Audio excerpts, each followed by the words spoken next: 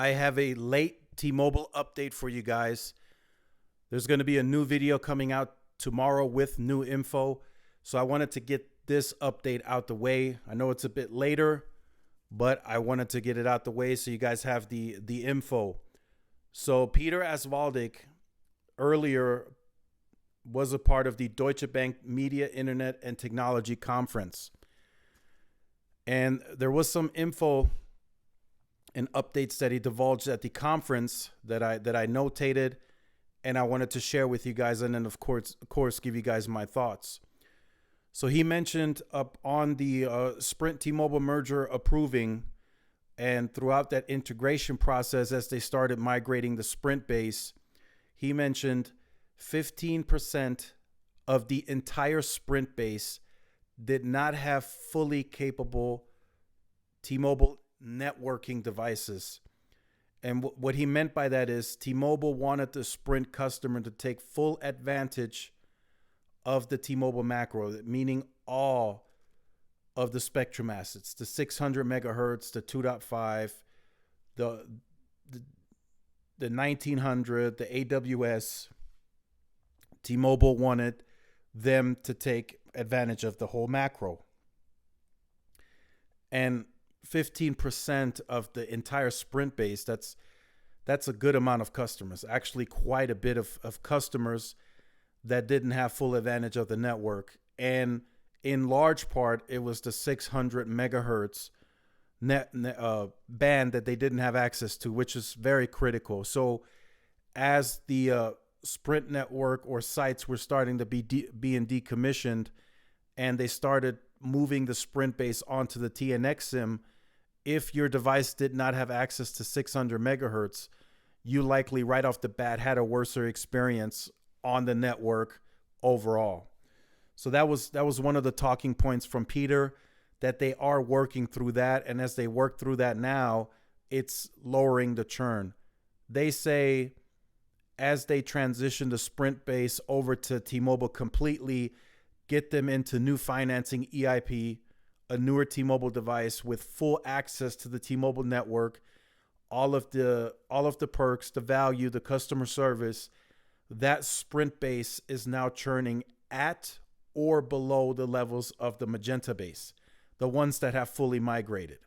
So he says it's very important that they get the Sprint base onto the T-Mobile network with a fully capable device. He made that a very clear point. Another talking point of his, Q1 and Q2 of 2022 are going to be heavy decommissions. The peak of the decommissioning is happening in the first and the second quarter. They want to have all 35,000 Sprint sites decommissioned this year, likely before the third quarter when they shut down the LTE network. They want to have all that decommissioned, and that's going to of course lead to the synergies, the cost savings, because now they no longer have to pay for leasing of the backhaul on those Sprint sites and the overall lease of the rent of the Sprint the Sprint sites that they have left on the network. That was one of his talking points. I find that to be very normal. It's nothing out of the ordinary that he's announcing here. This was a part of the merger plan, so this is going according to the schedule. Another talking point of his, over 55% of new customers are taking Magenta Max when new to T-Mobile. That is very good. That means they're getting an uptick on the premium side, and of course that is helping the ARPU increase. A downside to that, though, is the entire T-Mobile base, still under 20% penetration on Magenta Max Premium. So less than 20% of the base are using the premium plan, which recently we saw Verizon at a much higher percentage, I think 34, 36% around there. And AT&T's base, 27% of their base is on the Elite plan. So that's another area for T-Mobile to improve. And again, that is, of course, upside because that will also improve the ARPU. Another point of his, really not too focused on ARPU anymore. They're now more focused on the ARPA. There's a lot of ARPA gains to get, especially as they deepen relationships on the consumer side. Tablets, smartwatches, fixed wireless, add-a-lines. They're working very aggressively on all of that. I don't know if you guys have gotten it, but I've gotten a lot of emails and text messages. So I get the email first, and then after that, the text message comes in. Hey, if you add a line, you get this phone for free. Or if you add a line, you get the smartwatch. Or if you add a line, you get a $10 unlimited tablet plan. I mean, they are very strategically and aggressively targeting their current base as well as new customers, of course. Another talking point of his, which I'm starting to get the impression that they are making this a priority because they are smelling and sensing the success here, is smaller markets and rural towns. They have a internal acronym for it, Smyrna or something along those lines. I don't remember the exact acronym, but there are about 775 smaller markets that are underserved with T-Mobile competition, coverage, and or retail distribution that they are catching up on in a big way, they say. So part of the reason they moved some of the CapEx from next year into this year is because they're sensing the success. They grew 2% in a single year in that smaller town, rural environment. So they're smelling the success. They want to accelerate. They want to grow their coverage in a big way. They are going big, not only with the coverage expansion, but they also want to follow that up with mid-band. Now, mid-band, I don't think is going to go one for one with where the coverage needs to go.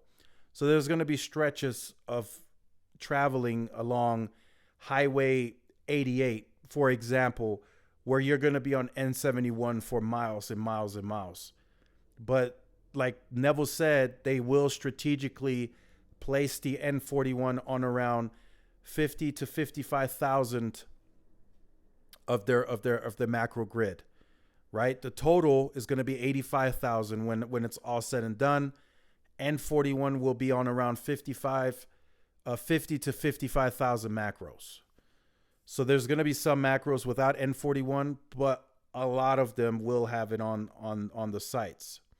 So they also, with the expansion of the rural footprint in smaller towns and just the network overall getting better with mid-band, they also anticipate to increase the business share guidance.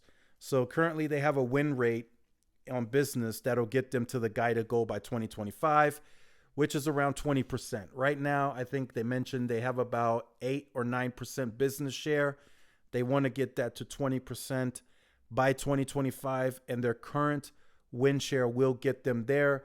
So there is room to up that guidance, and they are anticipating to do so. So it's going good. They're converting businesses, they're converting entire accounts. He says the businesses are not really going off the perception. They send the business 50 hotspots, hundreds of devices. They test it out where they need it, where they like it. And then the business usually tends to choose them.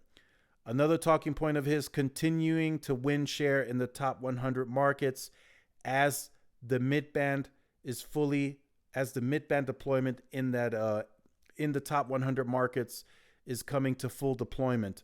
So as it gets to full deployment, meaning they have it on all or most of the macros that they are planning to add it on, they have now capacity on air to grow share again in the top 100 markets. I know that was kind of an issue before the merger because they were running out of capacity. The demand was just killing the network.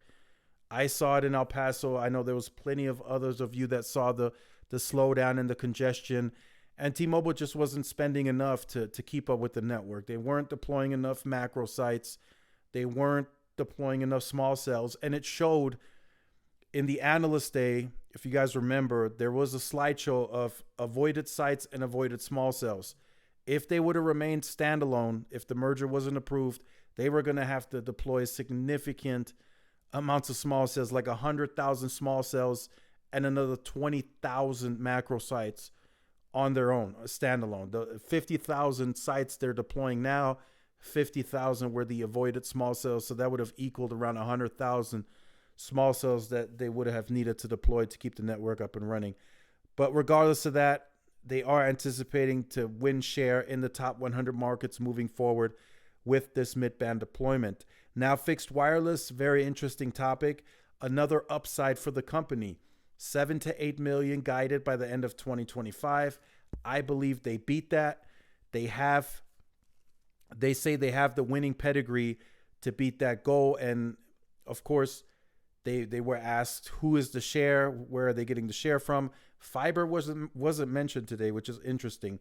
But he said they're mainly taken from cable, DSL, and they're taken from areas where there's no broadband, a sufficient broadband connection at all. So that's where they're growing the share. They say on average, their users use between 300 to 400 gigs a month, and that's backed by a couple of hundreds of megabits a second, the speeds on average. He didn't give a specific number. He just said a couple of hundred.